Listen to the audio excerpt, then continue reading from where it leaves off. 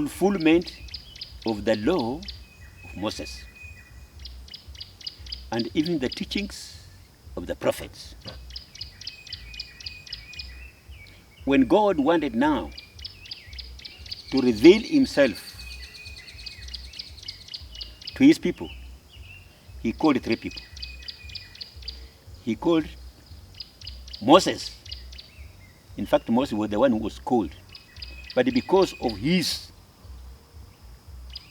fear, not trusting himself, he asked God, don't send me alone, send me to somebody, because he did not feel that he was in a better position to fulfill the will of God. So he spoke to God, no, can you send me somebody? In fact, God was not happy with him. And that is now how Aaron came in. Aaron came in, so there were 2. But also, Moses had a sister by the name Miriam. So they came in 3 people. Moses, Aaron, and Miriam. And the work that Aaron was doing, Aaron was going to appear before God on behalf of these Israelites who were just symbols of believers.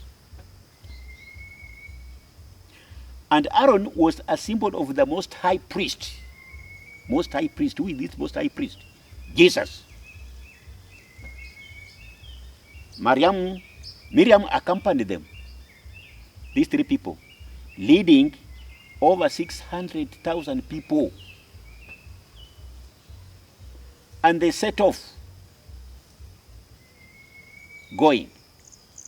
After crossing the Red Sea, they entered the wilderness. And that's now where God gave them the law. This law of Moses. It's not only 10 commandments, the law of Moses now came in. And this law of Moses guided them, led them. But all of them, by the way, died in the wilderness. Only Caleb and Joshua were able to reach the other side. And they continued with obedience to the law. Things like observing the Sabbath day. So they went on, years and years and years and years, and then Jesus came. When Jesus came, he found the Israelites, the Jews, with this old Bible, Old Testament. The law of Moses is there. They continued now using these prophetic teachings and the law of Moses for a long time until Jesus came. Now Jesus came to do what? To fulfill, to put a rubber stamp on it. And how did he put a rubber stamp on it? That is now the area that is difficult for many people to understand. Things like being circumcised were there. There were many things that Moses had been given, many laws, many regulations to be observed. There were many. Now, Jesus now tells his followers, including me and you, he says very clearly, I have not come to abolish, but to do what? To fulfill. When it says to fulfill, some people, in fact, religious people, they think he has come to say the law of Moses was saying tit for tat. If someone takes away your ear, your eye, also you take his eye. No, it's not that way. No. He told Moses,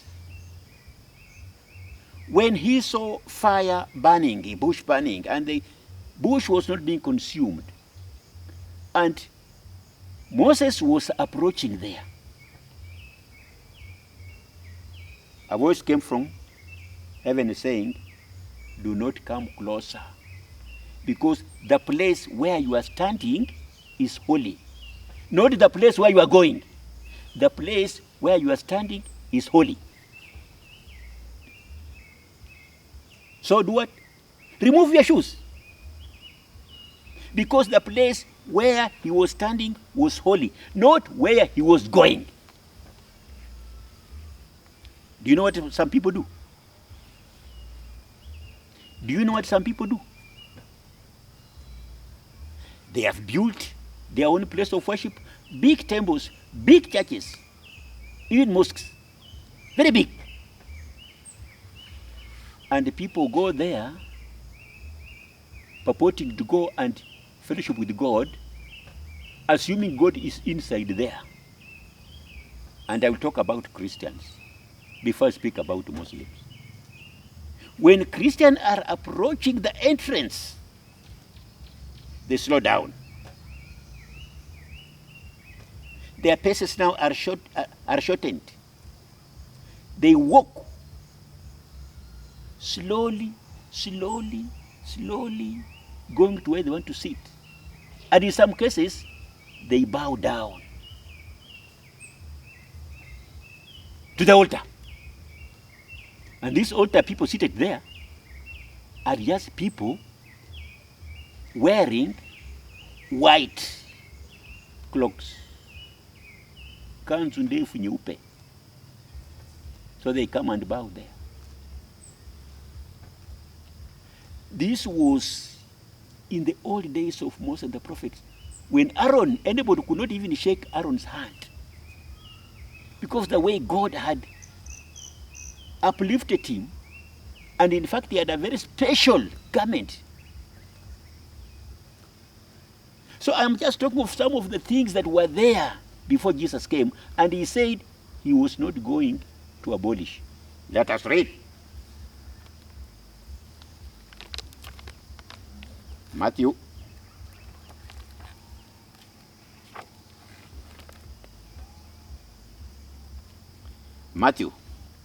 He says very clearly, do not think, he's telling his followers, he's telling Christians, do not think I've come to get rid of what is written in the law or in the prophets. I have come to do this. Instead, I have come to fulfill what is written.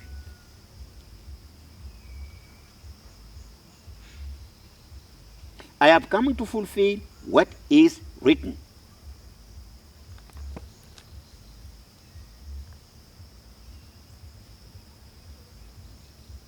He was coming to fulfill what is written now. In spiritual pattern, in a spiritual form. He's now going to use the Spirit now to reveal to you what is right to do. Moses was told, remove your shoes because you are standing, the place where you are standing is holy. Remove your shoes. It was not to remove the shoes to go inside the fire, but it was just to remove your shoes, because shoes are known to carry dirt, zina uchafu. So the place where Moses was standing, sideways was clean, in front was clean, behind was unclean. So even if it go in front, it was clean. Even if it was to go backward, it was clean. Even if it was to go sideways, it was clean. So he was to remove the shoes and leave those shoes there, not put them again. Because if you put them again, you have defiled yourself. You have become unclean. Whether you are going back, you are unclean. Now, what did Jesus come to do now?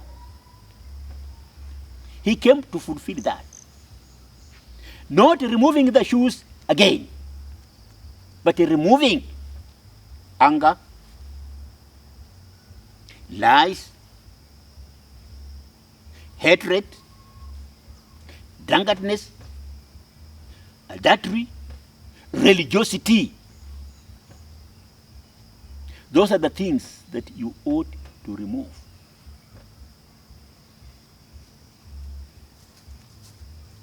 Those are the things to remove. Through faith in Jesus, who is holy. People have got their own things which they say they are holy.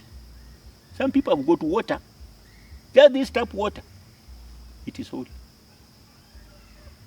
Some people have got oil. They say this is whole oil. This oil, where they are getting it from, this oil, it is manufactured somewhere. Maybe in India, maybe in America, maybe in Africa here. Just oil by people. And they come with it. Sometimes they sell, and very expensively.